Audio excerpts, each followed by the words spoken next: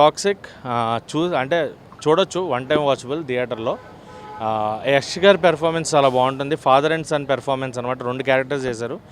So father son ఏంటి, వాళ్ళిద్దరి మధ్యన బాండింగ్గా రైవల్రీ అనేది చేయాలి. బట్ లాస్ట్లో ఇద్దరికి ఒక ఫైట్ ఉంటుంది, అది బాగుంటుంది. అండ్ క్లైమాక్స్లో ఆ తర్వాత వచ్చే ట్విస్ట్ సినిమాకి బిగ్గెస్ట్ అసెట్.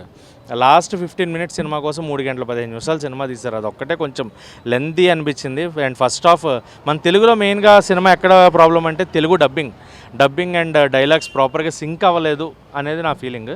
మరి మిగతా వాళ్ళకి ఎలా అనిపిస్తుంది? నాకైతే ఆ డబ్బింగ్ ప్రాపర్ సింక్ అవ్వాలి.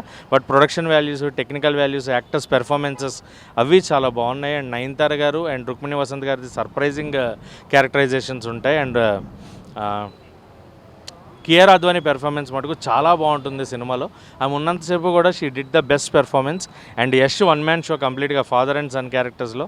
సో మ్యూజిక్ బ్యాక్గ్రౌండ్ బాగుంది. సో ఓవరాల్ సినిమా was good. Second half last 15 minutes మటుకు బాగుంటుంది సినిమా, అది బాగా ఎంజాయ్ చేస్తారు.